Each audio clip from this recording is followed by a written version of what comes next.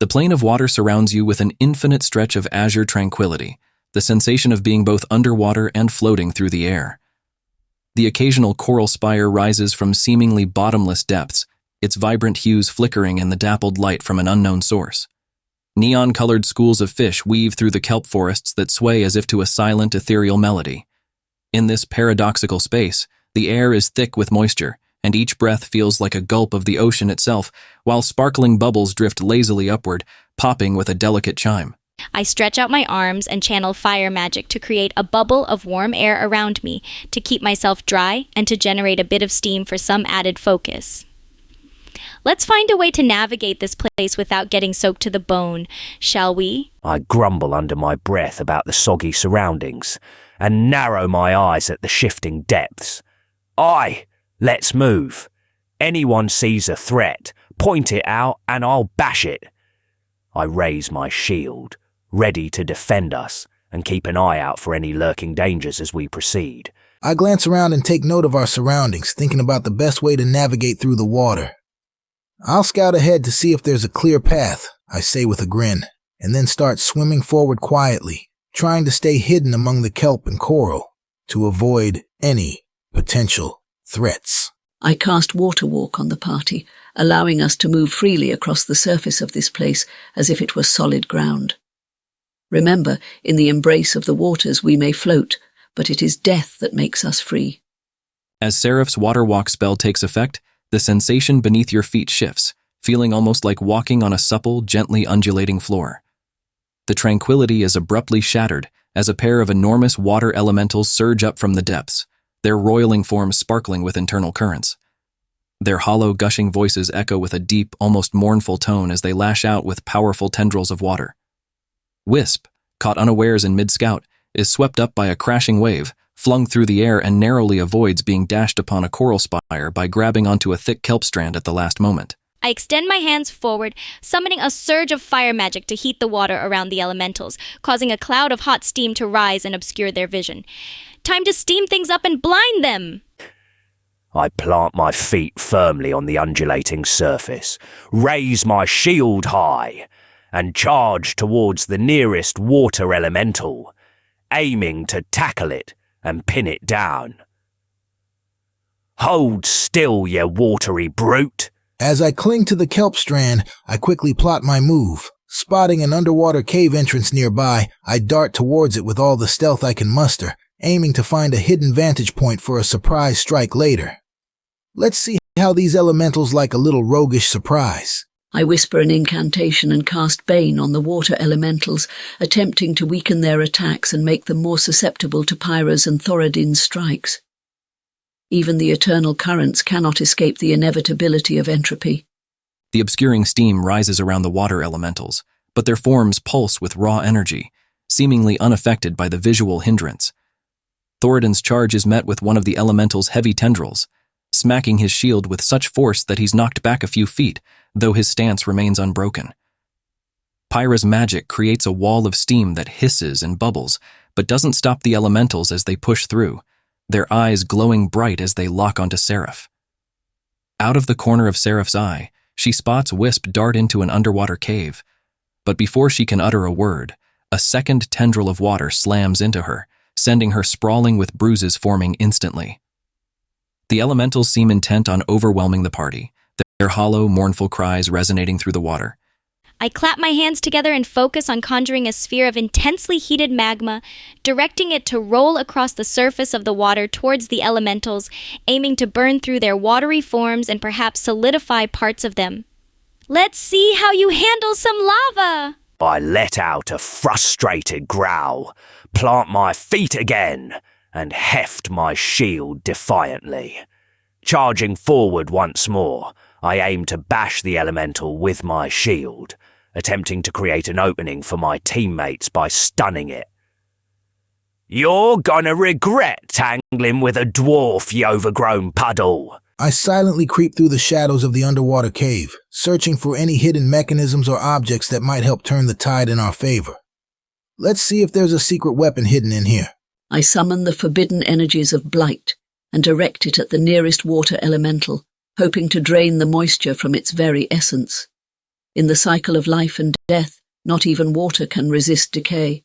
Pyra's sphere of magma hisses and sizzles as it collides with one of the water elementals, causing parts of its form to boil and solidify into chunks of obsidian that fall uselessly to the ground. It roars, a frothy mixture of anguish and anger, but remains mostly intact. Thoradin's renewed charge manages to slam his shield into the second elemental, creating a brief opening as it recoils from the impact, destabilized but not defeated. Wisp, navigating through the underwater cave's dim and winding corridors, finds a rusty lever embedded in the wall. Pulling it, a portion of the cave wall opens to reveal an ancient contraption. A submerged, enchanted ballista, its projectile shimmering with arcane runes. Seraph's blight, meanwhile, causes the targeted elemental to quiver violently, portions of its body evaporating into noxious gas, but it still surges forward, intent on retribution. I thrust my hands forward, summoning a concentrated beam of lightning from my fingertips, and aim it at the enchanted ballista to activate its arcane mechanisms, hoping to unleash the runic projectile upon the water elementals. Time to electrify our odds. Seeing the brief opening Pyra's magma created and the elemental's destabilization from my bash, I switch tactics. I draw my warhammer with a determined grunt and swing it with all my might towards the obsidian chunks, attempting to shatter them and further disrupt the elemental's cohesion. Time to break ye into pieces! Spotting the enchanted ballista, I climb onto it, aim at the nearest water elemental, and pull the trigger with a mischievous grin. Let's see how you like a taste of this ancient firepower. I raise my hands and call upon mass healing word, sending tendrils of comforting energy towards my comrades to mend their wounds and bolster their resolve. In this boundless sea, let the touch of death offer you new life. The lightning arcs from Pyra's fingers, bridging the gap to the enchanted ballista in a blinding flash. The ancient contraption hums to life with a low, resonant thrum, and its projectile launches with astonishing speed, the runes glowing vibrantly as it pierces through the air. The shimmering bolt strikes the closest water elemental, detonating with a blinding burst of energy that disperses its entire form into 1,000 glittering droplets. Meanwhile, Thoradin's determination pays off as his warhammer crashes into the obsidian chunks within the second water elemental, shattering them with a satisfying crack. This elemental writhes and collapses, unable to maintain its cohesive form, and dissipates into harmless splashes. The tranquil plane of water returns to its serene calmness, leaving the party to catch their breaths in the aftermath of chaos. I scan our surroundings for any signs of further threats, and then conjure a delicate, flickering flame in my hand for light, illuminating the area as I step cautiously towards Seraph. Everyone all right? I lean heavily on my warhammer and take a deep, steadying breath, wiping some water from my beard. I then scan the surroundings for any hidden threats or more elementals, raising my shield once again. Let's keep moving. Keep sharp. This place ain't done with us yet. Seeing the elementals defeated, I breathe a sigh of relief and pat the enchanted ballista appreciatively. That was a blast. Literally. I then get back to scouting mode, moving quietly through the water to check if our commotion attracted any more attention. I reach out with a skeletal hand, casting Detect Magic to uncover any hidden magical auras or traps in our vicinity, ensuring our path forward is free from arcane dangers. In the depths, even the still waters can hide unseen perils. As the calm returns, a soft chime resonates through the water, almost like a distant bell tolling, leading your gaze toward a colossal clam tucked under a coral overhang. The shell of the clam slowly creaks open, revealing a radiant pearl that hums with magical energy, its light casting eerie, mesmerizing shadows. Above, unnoticed before due to the battle's intensity, a translucent dome of air shimmers, hinting at a pocket of breathable space filled with unknown treasures. The serene calm, however, is deceptive, as faint ripples suggest that not all dangers have been vanquished, and shadows seem to flicker at the edge of your vision. I move cautiously toward the colossal clam, eyes fixed on the radiant pearl, and prepare a protective flame in my hand to ward off any lurking dangers. Let's claim our prize, but stay sharp. Trickery often hides in beauty. I stomp over to the coral overhang, cautiously keeping my shield up and eyes scanning for any movement in the shadows. Standing guard by Pyra's side, I growl, Stay wary, lass. Something's off here.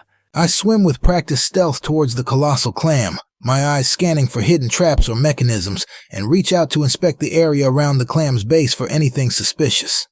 Let's make sure this pretty pearl isn't hiding any unpleasant surprises. I glide toward the translucent dome of air above, murmuring sacred words to cast divination, seeking guidance from Kelemvor on the potential dangers and hidden truths of this place. The veil of death unveils all. Let us pierce the illusion of serenity. As Wisp examines the colossal clam, his keen rogue senses detect a subtle, almost imperceptible thread of dark magic intertwined with the coral, an insidious trap ready to spring. Just as he flickers away, a ring of vicious coral spikes snaps closed where he was standing. The pearl emits a plaintive hum, amplifying the sense of foreboding.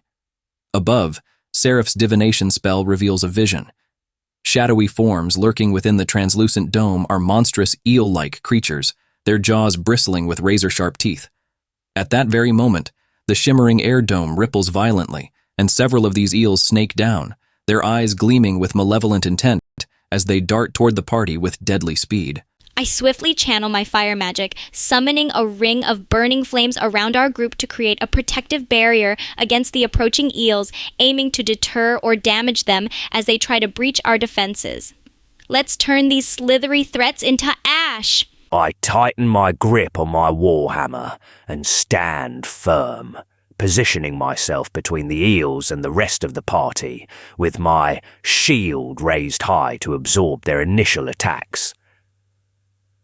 Come on, you scaly fiends. Let's see if you can bite through good dwarven steel. Spotting the eels racing toward us, I quickly draw a small vial of poison from my belt and coat my dagger with it, preparing to strike from the shadows the moment one gets close. Time for a taste of my special recipe. I weave a quick spell, casting spirit guardians to summon ethereal spirits that will flit around our group, harming any hostile creatures within their range while providing us a protective barrier. In the twilight of existence, let the spirits of the departed guide and guard us. 37 men, the Ring of Flames roars to life with Pyra's magic, casting a searing barrier of heat that chars the first few eels as they blindly dart into it, their cries echoing eerily before falling silent. However, the remaining eels weave through the gaps between flames, hissing with fury. They are met by Thoradin's stalwart defense, their razor-sharp teeth scraping futilely against his shield. Seraph's spirit guardians, swirling with ghostly energy, intercept the eels in mid-lunge, the spiritual forms of ancient warriors slicing through the creatures with ephemeral blades.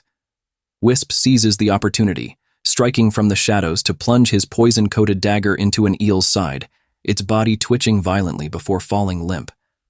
The eel assault wanes, leaving the team amidst the smoking remnants of the battle, the radiant pearl still humming eerily from its colossal clam. I raise my hand towards the colossal clam, channeling a focused blast of heat aimed at the base to carefully melt away any remaining traps and reveal a clear path to the radiant pearl. Let's unveil this gem without any more nasty surprises. I scan the area for any other hidden traps or lurking threats, then wedge my shield into the base of the colossal clam to pry it open further, making sure to keep an eye on the shadows for any additional surprises. Wisp, you're the nimble one. Grab that pearl, but watch yourself. I glance at Thoradin and give him a quick nod before sneaking to the colossal clam once more, expertly dodging the melted remains of the traps. I carefully reach for the radiant pearl, ready to snatch it with all the precision and agility of a master rogue. Let's see what treasure you've been hiding for us.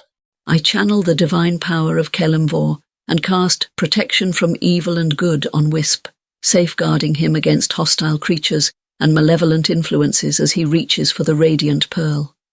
May the light of the dead shield you from harm,